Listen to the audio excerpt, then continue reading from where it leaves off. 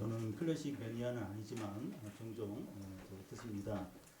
클래식 중에서 피아노 곡을 잘 듣지 않았지만 얼마 전부터 이민찬 때문에 피아노 곡을 매일 듣고 있습니다. 제가 이민찬을 알게 되고 그가 한국뿐만 아니라 세계적으로 유명하게 된 계기는 2002년 반 클라이번 국제 피아노 콩쿠르에서 최연소, 역대 최연소 나이 18세로 우승을 했기 때문입니다. 물론 이민찬은 그 전에 국제 대회나 또 국내에서 여러 번 우승을 한 적은 있었지만 반 클라이번에서 우승하면서 인정을 받게 된 겁니다.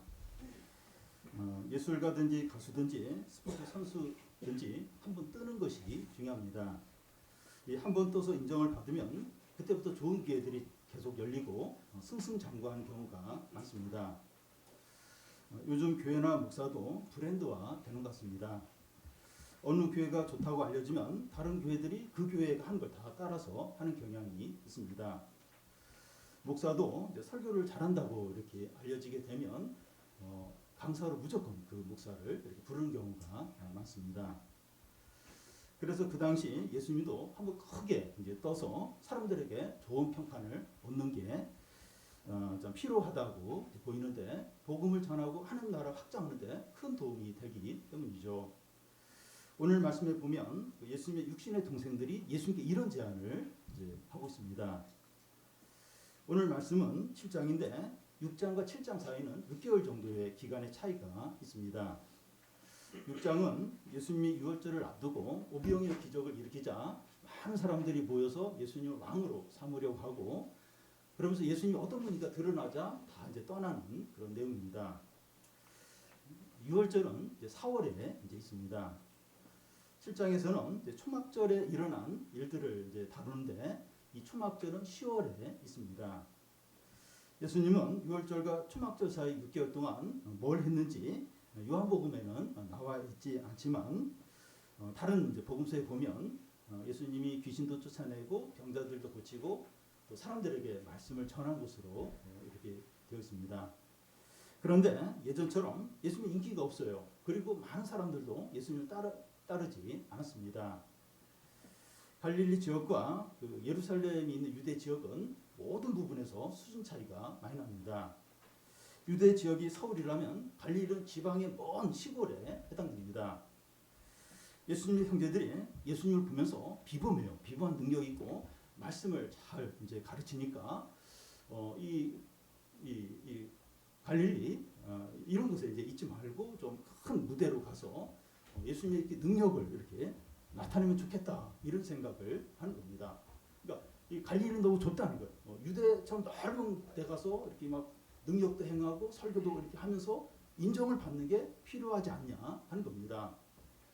최근에 예수님 인기가 많이 떨어졌으니까 또 인기도 다시 이렇게 올릴 겸 그렇게 하는 게 이제 좋겠다는 거죠. 그런데 예수님 유대 지역에 가지 않는 이유가 이제 있습니다. 1절, 2절을 보면 그 후에 예수께서 갈릴리에서 다니시고 유대에서 다니려 아니하심은 유대인들이 죽이려 함이로라. 유대인의 명절인 초막절이 가까운지라. 예수님이 유대에 가지 않고 갈릴리에만 머문 이유가 이렇게 유대인들이 예수님을 죽이려고 하기 때문입니다. 예수님이 죽음이 두려워서 이제 그 유대로 가려고 하지 않는 것이 아니라 십자가를 지실 때가 아직 되지 않았기 때문입니다. 그런데 이제 마침 유대인의 3대 명절인 초막절이 이제 다가왔습니다. 이 초막절이 어떤 절기인가 하면 이스라엘 백성이 출애굽해서 광야 40년간을 돌게 되는데 그때 하나님이 신실하게 인도하시고 보호하신 것을 기념하는 절기입니다. 그래서 유대인들은 이제 초막절이 되면 나뭇가지 이런 거 가지고 이제 초막을 만들고 그 초막에서 일주일 정도 보내면서 초막절을 지킵니다. 초막절은 유대인의 3대 명절 중에 하나이기 때문에 그 세계 각지에 흩어져 있던 많은 유대인들이 이제 초막절을 지키기 위해서 예루살렘에 모입니다. 평상시는 그 예루살렘 주민이 한 2, 3만 명 정도인데 이 초막절이 되면 200만 명 정도로 많은 사람들이 이제 예루살렘에 모입니다. 예수님 형제들이 이제 초막절이 다가오자 그 예수님께 유대로 가라고 적극적으로 이제 권하고 있어요. 3절 4절을 한 절씩 교독하겠습니다. 그 형제들이 예수께 이르되 당신이 행하시는 일을 제자들도 보게 여기를 떠나 유대로 가소서.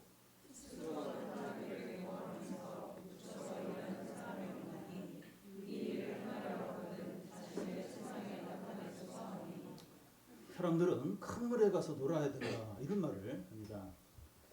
축구 선수들 경우에는 K리그에서 아무리 잘해도 별로 이제 주목을 받지 못하지만 유럽 리그나 영국 프리미어 리그 가서 이제 조금만 잘해도 주목을 많이 받습니다. 한국 프로 야구에서 홈런을 쳐도 주목을 받지 않지만 미국 MLB에서 안타만 쳐도 막 안타 쳤다고 이제 주목을 받습니다. 예수님의 형제들은 예수님께 갈릴리 같은 수준 낮은 뒤떨어진 곳에 있지 말고 유대에 가서 한번 크게 뜨라고 이제 그렇게 이제 제안합니다. 형님이 유명해져야 형님이 하시려고 하는 일도 잘 되지 않겠느냐 하면서 적극 제안을 한 거죠. 특히 초막절에는 세계에 흩어져 있던 유대인들이 다 모이기 때문에 거기서 이제 인정을 받으면 세계적으로 이제 유명하게 이제 되는 거죠. 등불은 침대 밑에 두기 위해서가 아니라 높은 곳에 두어서 사람들에게 비추기 위해서 존재합니다. 기독교와 성도들은 등불입니다. 그래서 할 수 있으면 이 복음과 이 성도가 이제 드러나고 알려지는 게 필요합니다. 그리고 이 알리고 이제 드러내는 것보다 더 중요한 게 있는데 이 믿음의 빛이 이제 사라지지 않는 겁니다. 믿음의 빛을 잃지 않는 겁니다. 예를 들어서 식당의 경우에 식당의 위치가 길목에 있고 인테리어를 아주 잘하고 또 막 광고를 많이 하는 것보다 더 중요한 게 음식 맛이 좋아야 되는 거죠. 그와 같이 교회나 성도가 드러나는 것이 중요하지만 더 본질적으로 필요한 것은 살아있는 믿음이 있어야 이제 하는 겁니다. 예수님의 형제들이 예수님께 조언하는데 어떤 문제가 이제 있는가 하면 5절에 있는 그 형제들까지도 예수님을 믿지 않는다는 거예요. 형제들도 예수님을 믿지 않고 그냥 뛰어난 인물 정도로 그렇게 이제 여기는 겁니다. 예수님의 형제들이 예수님을 언제 믿는가 하면 예수께서 죽으시고 부활하신 후에 그때 이제 예수님을 믿게 됩니다. 사도행전 그 1장에 보면 그때 이제 예수의 육신의 형제들까지 이렇게 예수를 믿고 함께 이제 기도하는 모습이 나옵니다. 예수님과 육신적으로 가깝다고 영적으로 가까운 것은 아닙니다. 믿음이 없으면 그 인간적으로나 세상적으로 바라보고 걱정을 많이 이제 하게 됩니다. 교회 어려움이나 가족이나 고난 가운데 있는 교우에게 이제 조언을 하는데 믿음이 없으면 인간적으로 이제 하는 겁니다. 예를 들어서 결혼하지 않는 자녀에게 이제 부모가 조언을 이제 하는데 인간적인 말로 이제 조언을 하게 되면 서로 마음이 상해요. 그리고 더 힘들게 이제 하게 됩니다. 그러니까 아끼는 마음으로 하는데 인간적으로 하면 그게 이제 이게 너무 이제 힘들게 이제 만드는 경우가 많습니다. 믿음이 없이 조언하는 것은 좋은 마음으로 하더라도 진정한 도움이 안 되고 신앙적인 혼란을 가져올 수 있습니다. 예수님은 형제들의 제안에 어떻게 반응을 하십니까? 6절을 같이 한번 읽겠습니다. 예수께서 이르시되 내 때는 아직 이르지 아니하였거니와 너희 때는 늘 준비되어 있느니라. 형제들이 초막절에 올라가소서 이렇게 올라가십시오 이렇게 제안할 때 예수님의 답변을 이렇게 지금 이렇게 이제 하고 있습니다. 여기 때는 헬라어로 카이로스인데 이 시간을 말하는 것이 아니라 어떤 적절한 때를 가리킵니다. 이 초막절에 올라가라는 육신의 형제들의 제안에 예수님은 너희 때는 항상 준비되어 있는데 나의 때는 아직 이르지 않았다는 거예요. 사람은 시간의 제한을 받습니다. 그런데 하나님 시간의 제한을 받지 않고 초월하고 영원하시죠. 하나님은 처음과 끝을 다 아시고 과거와 현재와 미래를 동시에 보십니다. 그런데 사람은 이제 그 마지막을 몰라요. 마지막을 모르고 현재만 보든지 과거만 보든지 미래만 이제 봅니다. 그러니까 사람이 미래를 두려워하는 거예요. 사람 몰라요. 미래. 마지막에 어떨지 모르니까 두려워하고 전체를 보지 못하고 현재 어려움을 보니까 낙심을 하는 겁니다.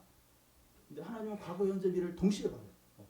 근데 우리는 이 미래를 몰라요. 그러니까 두려워하고 전체를 못 보고 현장을 보니까 자꾸 낙심을 합니다. 하나님께 하루는 1000년 같고 1000년이 하루 같습니다. 시간의 개념이 우리와 완전히 다릅니다. 그래서 성경 말씀에 너희가 기도하면 하나님께서 응답하고 속히 채워 주시다는 이런 말씀을 듣고 우리는 시간을 정해요. 이달 말까지, 이번 주말까지, 내일까지 그렇게 정하는데 하나님은 우리 시간에 이렇게 매이지 않으니까 우리가 생각한 그때 이제 응답이 이제 안 됩니다.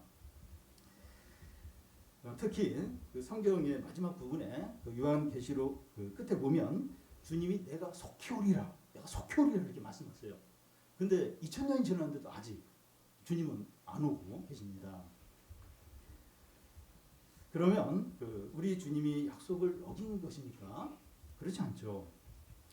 우리의 시간 개념과 하나님의 시간 개념이 다르기 때문입니다. 성경에 많은 약속들이 있는데 우리의 시간 개념으로 생각하면 하나님의 약속을 지키지 않는 것으로 여겨질 수 있는데 그렇지 않습니다. 하나님은 말씀하신 것 반드시 지키는데 우리가 생각하는 시간이 아니라 하나님이 적절하다고 여기는 때에 그렇게 하십니다. 우리는 며칠까지 응답이 되기를 기대하는데 하나님은 적절한 때에 응답을 하십니다. 예수님은 어떤 일을 하실 때 상황이나 사람들의 요청이나 또 기분에 따라서 행하시는 것이 아니라 하나님의 때에 따라서 모든 것을 하십니다. 그 예를 얼마든지 들 수 있는데 요한복음 2장에 가나안 혼인 잔치에서 잔치집에 포도주가 떨어졌을 때 예수의 모친이 포도주가 떨어졌다는 말을 합니다. 그때 예수님이 내 때가 이르지 않았다 이런 말씀을 하십니다. 또 7장 30절에 보면 그들이 예수를 잡고자 하나 손대는 자가 없으니 이는 그의 때가 아직 이르지 아니하였음이라 하고 또 13장 1절에 보면 유월절 전에 예수께서 자기가 세상을 떠나 아버지께로 돌아가실 때가 이른 줄 아시고 세상에 있는 자기 사람들을 사랑하되 끝까지 사랑하신다고 합니다. 예수님은 자신의 인생 가운데서 하나님의 때에 따라서 모든 것을 하셨습니다. 그런데 우리 상황과 사람들의 요청 우리는 어떻게 하는가 하면 상황에 따라서 사람의 요청에 따라서 우리 필요와 우리의 기분에 따라서 모든 것을 합니다. 그런데 우리 주님은 영원전부터 이 정해진 하나님의 계획에 따라서 모든 일을 행하십니다. 이게 조금 이제 어려운 말로 하나님의 경륜이라고 하는데요. 이 하나님의 경륜이라는 말이 너무나 중요해요. 그래서 이 경륜이라는 의미를 잘 아는 게 필요합니다. 하나님의 경륜이란 하나님이 우리의 구원 계획을 영원전에 세우시고 그것을 온전히 이루기 위해서 모든 것을 미리 정하셨다는 겁니다. 하나님의 허락 없이는 참새 한 마리도 땅에 떨어지지 않습니다. 하나님이 모르시는 일이 하나도 없어요. 통제할 수 있는 일이 하나도 없습니다. 더 나아가 하나님께서 세상이나 우리의 삶에 일어나는 어떤 일을 보고 당황하거나 놀라거나 낙심하지 않으십니다. 하나님이 해결하지 못할 난제가 없고 완성하지 못하는 일이 없습니다. 너무 어려워서 하나님이 나도 어떻게 할 수 없다. 니들이 알아서 하라. 그런 법이 없어요. 또 하나님이 하시려고 하는 일 중에 이렇게 완성하지 못하고 중간에 이렇게 포기하고 그런 일은 없습니다. 부르심을 입은 자에게는 모든 것이 합력하여 선을 이룬다고 이제 했는데 하나님이 모든 걸 통해서 하나님의 뜻을 이루십니다. 그래서 우리가 어떤 상황이나 어려움과 위기 가운데서도 하나님의 경륜, 곧 하나님의 주권과 다스림을 믿고 낙심하거나 두려워하지 않아야 합니다. 우리가 기대한 때 응답이 되지 않고 어려움이 계속되더라도 실망하지 않아야 됩니다. 하나님이 여전히 온 세상과 우리의 삶을 주관하시기 때문입니다. 우리 시간에 하나님을 이제 제한시키지 말고 하나님의 때를 믿는 겁니다. 우리가 생각한 시간이 아니더라도 하나님이 생각하시는 적절한 때에 응답하십니다. 이 세상과 우리의 삶이 하나님의 경륜 가운데 있습니다. 힘 있는 사람이나 내가 걱정하는 대로 어떤 거기에 따라서 이 세상 일이나 우리의 삶이 이렇게 결정이 되는 것이 아니라 하나님의 경륜, 하나님 경륜 가운데 세상이나 우리의 삶이 이제 달려 있습니다. 공부를 열심히 해도 성적이 오르지 않고 취업이 자꾸 늦어지고 질병이 낫지 않고 기도를 해도 어려움이 해결되지 않더라도 하나님은 처음과 끝을 아시고 모든 것을 다 보시면서 우리를 인도하시고 보호하시고 구원하심을 믿는 겁니다. 우리의 때가 아닌 하나님의 때를 믿음으로 어떤 상황에서도 확신하고 담대하시기 바랍니다. 예수님은 자신이 말씀하신 것과 모순되는 행동을 하십니다. 8절에서 10절까지 한 절씩 읽겠습니다. 너희는 명절에 올라가라. 내 때가 아직 차지 못하였으니 나는 이 명절에 아직 올라가지 아니하노라.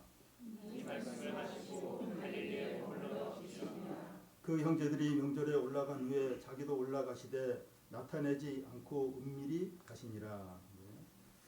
예수님은 유대에 올라가지 않겠다고 하시고 조금 늦게 이 유대로 예루살렘으로 올라가시는 겁니다. 어떤 신학자는 예수님의 우유부단함의 절정을 보여준다고 이렇게 비판했습니다. 예수님이 진짜 우유부단하십니까? 그렇지 않습니다. 말을 했다가 조금 이제 지나면 말을 바꾸는 그런 분이신가요? 그렇지 않죠. 예수님은 유대에 올라가지 않겠다고 이렇게 말씀하신 것이 아니라 아직 내 때가 차지 못했다고 이렇게 했습니다. 내가 유대에 올라가기에 아직 적절한 때가 아니라고 이제 하신 거죠. 예수님은 유대에 올라가는 동안에 사람들의 눈에 띄지 않고 은밀하게 이제 올라가기 위해서입니다.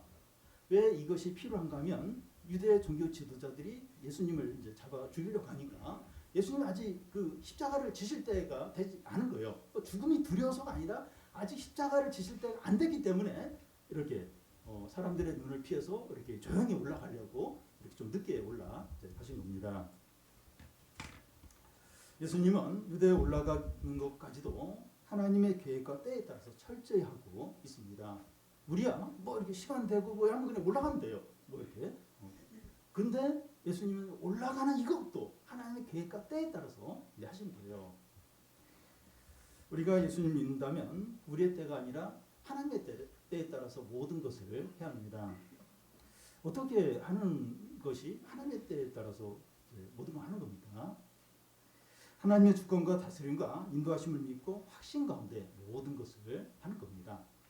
하나님의 주권, 하나님의 다스림 이걸 믿고 모든 것을 하는 게 하나님의 때에 따라서 하는 겁니다. 성경에 이제 이런 예들이 얼마든지 찾을 수 있는데요. 출애굽한 이스라엘 백성들이 앞에는 바다고 양옆에는 산이고 뒤에서 애국 군대가 추격을 해오는 거예요. 그때 막 백성들이 막 우리 다 죽게 됐다고 막 소리 지르면서 온갖 원망을 합니다. 그때 모세가 잠잠히 하나님의 구원을 보라 그렇게 말을 해요. 모세는 그 절망적이고 위급한 상황에서 하나님의 주권, 하나님이 구원하실 때를 믿은 거죠. 믿고선 그렇게 말을 한 겁니다. 실제로 하나님의 큰 구원이 나타나요. 그래서 바다가 갈라지면서 이스라엘 백성들이 구원을 받게 됩니다. 그러니까 우리의 추측이나 상황이나 이런 거 막 막심하고 막 불평하고 그게 아니고 하나님의 때를 믿는 거예요. 하나님의 때. 하나님의 적절한 때 일하신다. 하나님이 다스리신다. 너무나 절망적이고 너무나 힘들지만 하나님이 다스리시고 하나님이 인도하시고 하나님의 적절한 때 일하신다. 그걸 믿는 거예요. 그러면 이제 그 믿음대로 이제 하나님 이제 행하시는 걸 보는 거죠. 우리의 공부 문제나 진로 문제나 직장 문제나 결혼 문제나 경제적인 문제나 질병 문제가 아무리 절망적이더라도 염려대로 하는 것이 아니라 하나님의 때를 믿고 담대히 행하시기 바랍니다. 초막절을 맞아 세계 각지에서 유대인들이 예루살렘에 많이 이제 모였는데 주된 관심은 예수가 누구냐, 예수가 누구냐 하는 것입니다. 11절, 12절을 한 절씩 읽겠습니다. 명절 중에 유대인들이 예수를 찾으면서 그가 어디 있느냐 하고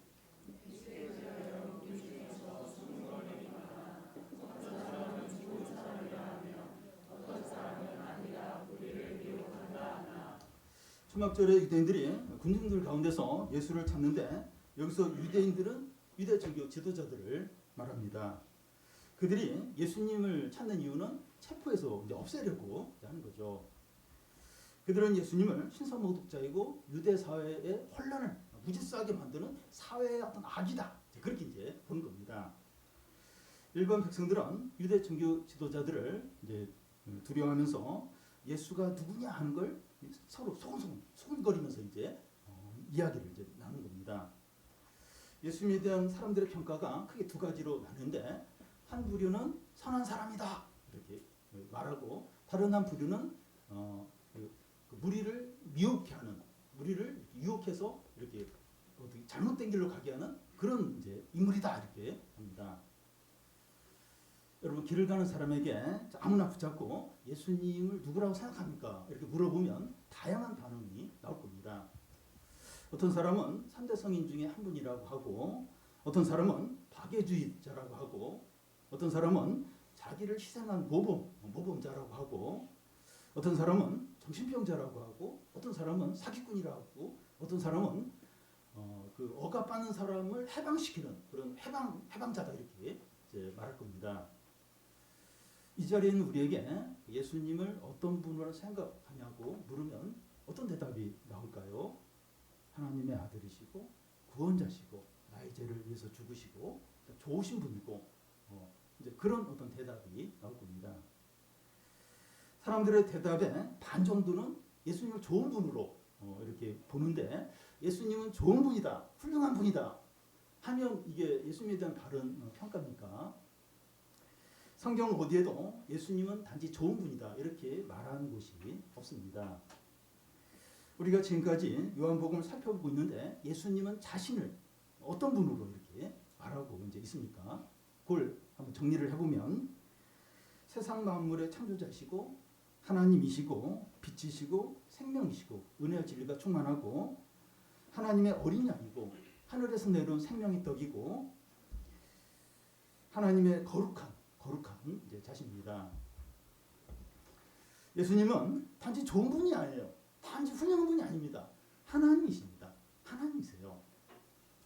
만약 우리가 예수님을 단지 좋은 분 정도로 여기면 예수님을 모르는 거예요. 그리고 그 예수님을 믿는 게 아닙니다. 그 당시 예수님에 대한 또 다른 평가는 무리를 유혹해서 나쁜 길로 이렇게 빠지게 하는 그런 이제 인물이다 하는 겁니다. 예수가 귀신이나 바알세불을 힘입어서 귀신을 쫓아낸다고 하고 또 미쳤다고 하고 또 노마에 반역을 일으키는 반역을 도모하는 자라고 하고 또 사기꾼이라는 겁니다. 사람들이 예수님을 이렇게 나쁘게 악하게 이렇게 평가하는 이유가 무엇입니까? 예수님을 믿지 않으면 귀신 들렸다, 미쳤다, 사기꾼이다 이렇게 말한다는 겁니다. 여러분 한번 생각을 해보십시오. 우리가 똑같은 사람이에요. 얼마 전까지 목소리를 냈어요. 근데 자기가 하나님이라는 거예요. 내 살과 피를 먹으면 영생을 준다 이렇게 말하는 겁니다. 그러니까 그 예수님을 그대로 믿으면 모르겠지만 그 예수님을 안 믿으면 사기꾼 아니야? 미쳐도 단단히 미친 거 아니야? 그렇게 이제 볼 수 있다는 겁니다. 그 성경에 보면 그 육신의 형제들도 예수님이 미쳤다고 해서 그 예수님 막 설교하고 있는데 데리러 온 적이 있어요. 그러니까 많이 미쳤다고 예수님 안 믿으면 미쳤다고 하고 사기꾼이고 그렇게 이제 본다는 겁니다. 여러분 사람들은 그 미친 사람이나 사기꾼이나 범죄자들을 미워하고 무시하더라도 죽이려고는 하지 않습니다. 그런데 사람들이 예수님을 죽이려고 했습니다. 왜 사람들은 범죄자나 미친 사람이나 사기꾼보다도 예수님을 더 미워하고 없애려고 했습니까? 그 이유가 7절에 나옵니다. 세상이 너희를 미워하지 아니하되 나를 미워하나니 이는 내가 세상의 일들을 악하다고 증언하기 때문입니다. 세상 사람들이 범죄자를 싫어하지만 범죄자들도 같은 세상에 속하기 때문에 없애려고 하지 않습니다. 그러니까 범죄자로 인해서 피해를 입지만 같은 팀이라는 거예요. 우리는 세상에 속한 같은 팀이라고 해서 미워하긴 해도 막 없애려고 그렇게는 하지 않습니다. 그런데 예수님은 세상에 속하지 않으면서 이 세상의 일들을 악하다고 증언하는 겁니다. 마치 불법 도박과 성매매와 마약을 하는 곳에 경찰과 카메라 기자들이 막 들이닥쳐서 사람들의 죄를 다 공개하는 것과 같습니다.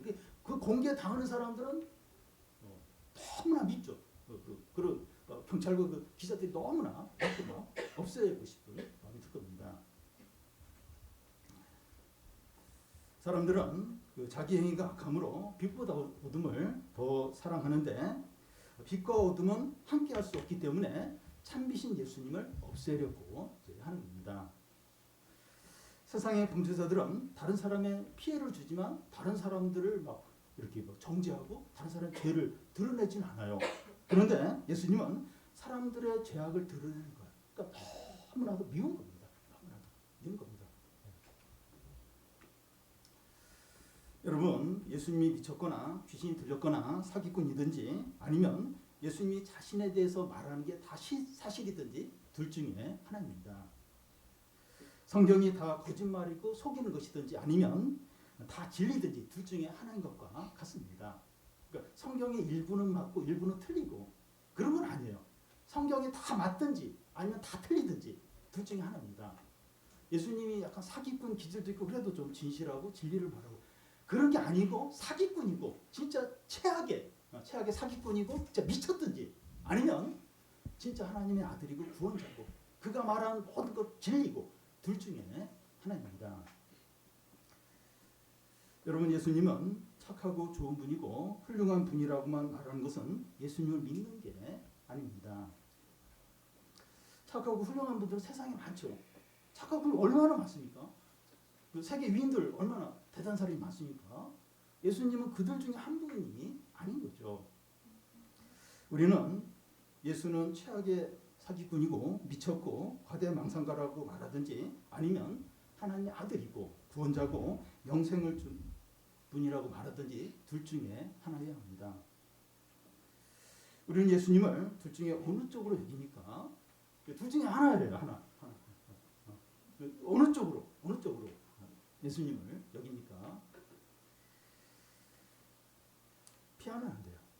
이 시간 피하면 안 됩니다. 나는 뭐 잘 모르겠다. 뭐 이렇게 피하면 안 돼요. 여기에 대해서 답을 해야 됩니다. 단단히 미쳤고 사기꾼인가요? 아니면 하나님이시고 우리를 위해서 죽으시고 부활하신 구원자신가요? 어느 쪽입니까? 어느 쪽입니까?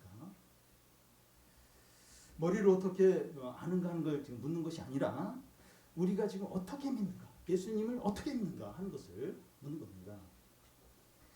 예수님을 구원자시고 전능한 하나님이시고 영생을 주는 분으로 믿으십니까? 그러면 예수님을 어떻게 해야 됩니까? 어떻게 우리는 그 믿음으로 살아야 됩니까? 어떤 목사가 이런 표현을 사용했는데요.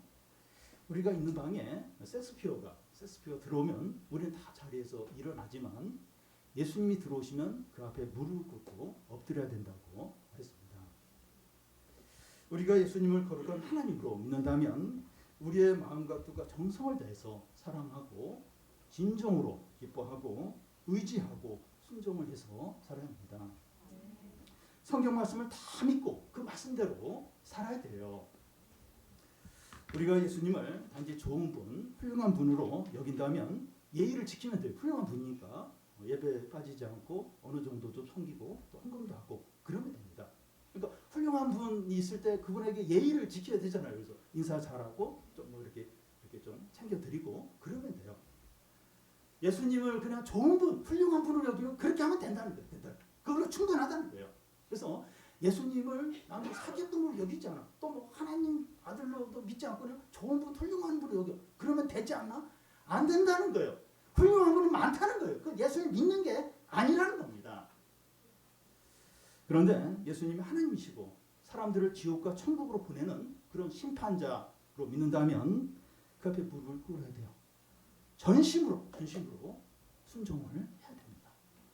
이분이 이제 하나님이시라면, 구원자시라면 그의 이 성경 말씀은 다 맞는 거예요. 다 진리인 거예요. 그 말씀대로 살아야 되는 거예요. 그 앞에 엎드려야 되죠. 전심으로 주님 사랑하고 무엇을 하든지 그 주님의 영광을 위해서 해야 됩니다. 근데 좋은 분으로 여기고 훌륭한 분으로 여기면 내가 왜 모든 것을 주님의 영광을 위해서 해야 돼? 내가 왜 내 삶을 포기를 해야 돼? 그럴 이유가 없는 거예요. 그런데 전능한 분, 이 하나님이시고 구원자시고 이 성경 말씀이 다 이분의 말씀이고 진리고 그렇다면 전심으로 좀 살아야 되죠. 마음과 뜻과 힘을 다해서 주님을 기뻐해야 되는 거죠. 주님이 우리의 주인이시고 우리의 모든 것이기 때문에 우리는 무엇을 하든지 주님의 영광을 위해서 기쁨을 위해서 해야 합니다. 우리가 그 예수님을 분명하게 알고 믿어서 하나님의 생명과 능력과 기쁨과 영생의 삶을 사시기 바랍니다. 아멘. 나의 때와 하나님의 때가 다르다는 것을 인정하고 하나님의 때를 믿고 어떤 상황과 어려움 가운데서도 낙심하지 않고 확신과 담대함으로 모든 것을 하시기 바랍니다.